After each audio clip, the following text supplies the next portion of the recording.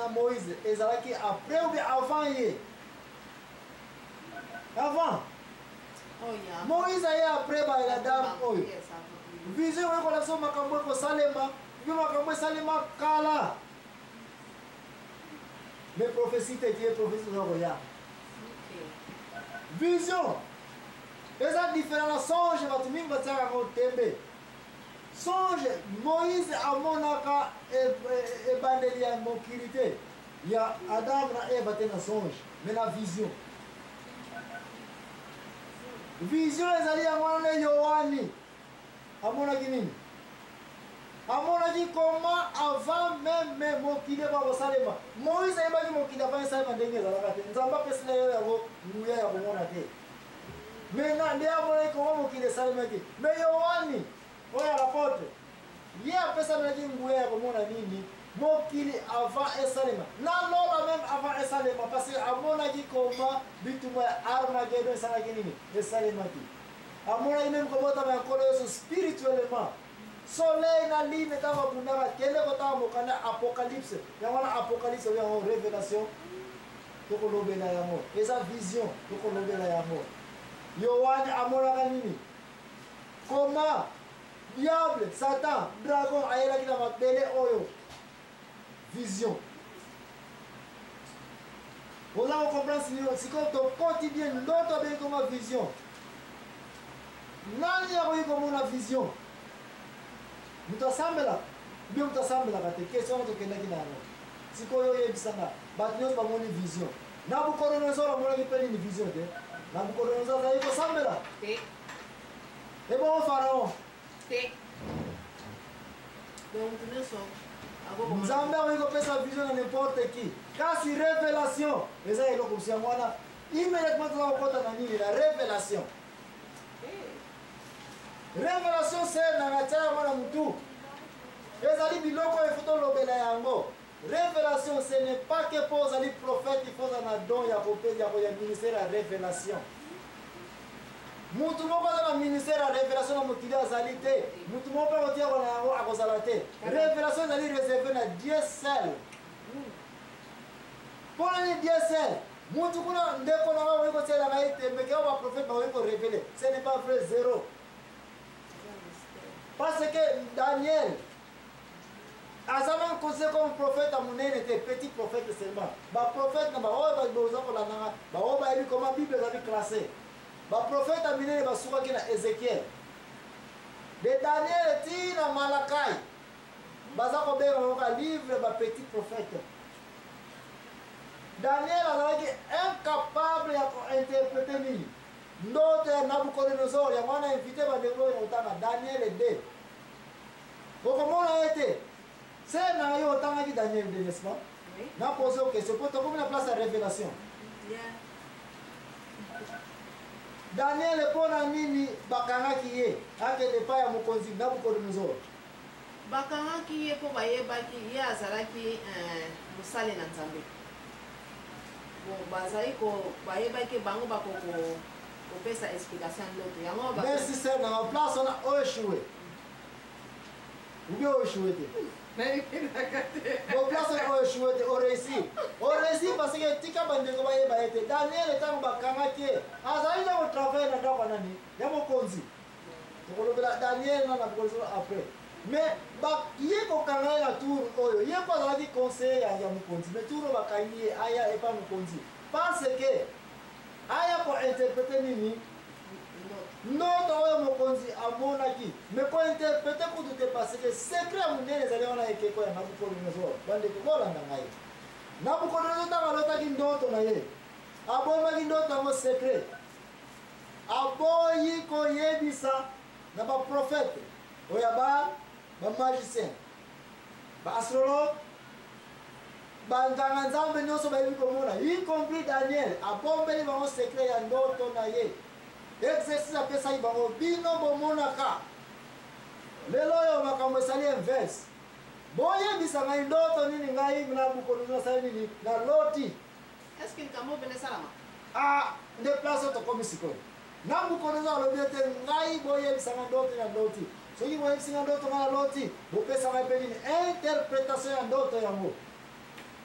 Daniel numéro 1 akokaki te. Basorcier, soto basorcier awa, makama basorcier tokolobela yango ntango tokota na Nabucodonosor po tocomprendre bien que basorcier depuis tala kala bato bakanisaki baza na puissance, baza na puissance te. Sinon bango bamipesaka titre yango bazwa mbongo na bango balia na bango bavivre na bango. Bamalicien, bato wana tout, tia bango na bendigo, ce sont des idolâtres. Raison Nabucodonosor aza koinsiste awa, pasi kalingi te akosama. Question ezali na mokolo lelo oyo bato boni bazokende kotrouve bambikudi baprofete basali ya nzambe oyo nalotaki ndoto oyo si explication bazozwa en fonction kaka ya makanisi ya baprofete oyo bambikudi oyo nde mwana Nabucodonosor bandeko nanga mayele asali akale bango lelo bakoyoka ndoto na ngai te bambula na bambula bakosaka ngai kie yango ozolekaka balabala l'église nyonso sondoboro tomonaki ndoto oyo ekoyesika biso elingi koloba nalotaki tata mwasi na ngai yaki bombe yani nduna ye wana ezali yani nduna mais sikoyo Nabucodonosor akale banganga nzambe nyonso akale Daniel akale baprofete nyonso akale bamagicien nyonso boyebisanga ndoto nini naloti oyebi réponse bamagicien bapesaki ezalaki nini ayebisa bango na kaka oyo ye amonaki yo pesa biso ndoto na yo epi biso tokosala nini tokoanalyse tokointerprete palubunu Nabucodonosor ali bino sokokota na nini na liwana koboma bino Daniel aye yo mpe oza moko na bango batombolaka mosapi yo keke omonaka nzambe lelo yo mpe Daniel eyebisanga nini ndoto na ngai soki te na yo Daniel na bino nyonso tu liwa conclusion yango oyo bamagicien banganga basorcier bango tu bayaka na balobi ete biso toza na nguya ya komona te kaka nzambe bazoloba banzambe mike banzambe mfumutulembe mike bango nde bakoki koya kopesa biso explication mutu moko na mabele azali te akoki kopesa révélation ya likambo batie bango na pembeni bakoboma bino ayo Daniel olobi nini Daniel mpe ye kwa ye ngai mpe naza kaka mutu moko na mabele azali te oyo akoki korevele likambo sauf nzambe kaka moto akoki korevele yango wana bokonzi exercice opesi biso ekozala impossible te bandoto na yo sauf nzambe kaka me ngai Daniel tikala kende kosambela pesa ngai 3 jours ate kosala jeune priere nzambe alakisi vision ndenge ezali yaki révélation yango place tozali sikoyo révélation ser moto akosa yo te nzambe kaka moto azali na yango nzambe kaka moto akoki korevele motu likambo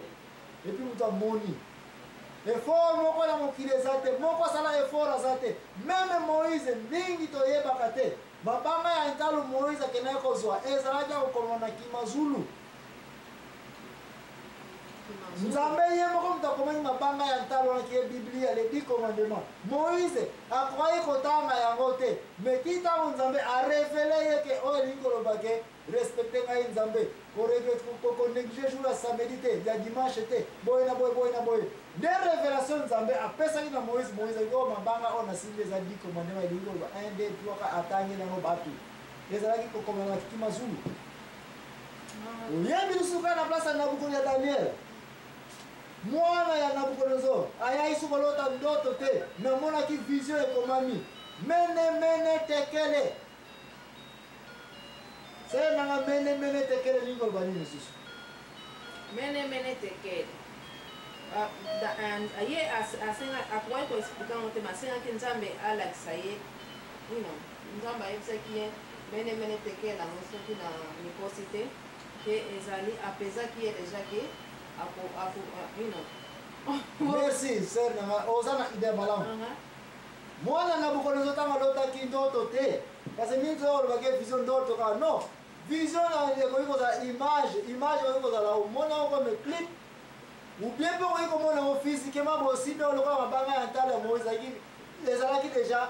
yango wana vision eyaki deja akoki kosimba asimbaki yango deja mais interprétation de place tozali mene tekele ekomaka na mire moto akoki kosimba yango okoki komona yango ezalaki nango mystère te mais ekomamaki na lango ezali ke exista na mokili te Kimazulu de place wana Daniel après ke asambeli nzambe alakisi ye révélation encore mot révélation nzambe arevele ke mene lingo bake bokonzi nayo bapese yango esili omonani 0 na miso ya nzambe e yango wana bokonzi nayo lelo eza kosila nende mwana Belshazzar mwana ya Nabucodonosor akufaki nema kama Nabucodonosor donc ya kolobela ngona émission ezako ya Nabucodonosor mais ana tamba ta ngona mutuke révélation nzambe soka lakisi mutu likambo te mutu za okende nulle part mutu kutina ko kanoko yeba te nalobi nzambe parce que oyebi lisusu nkolo Yesu azali na difficulté koyebana nani nango akotikela lingomba bato mingi toyebaka te que Jésus-Christ aponi le 12 ayebaki te ke nani yango nakotikela mosala oyo bato mingi tolobaka tozalaka presa koloba ke atikelaki lingomba na Petelo me bato mingi tolibi mpe kotanga yango malembe mpo toke akende mot par mot te Jésus-Christ ntango amoni ke bato bakomi kokritike ye ya trop abenganaka bino obe na bandoki aza fils ya Belzebul boye na boye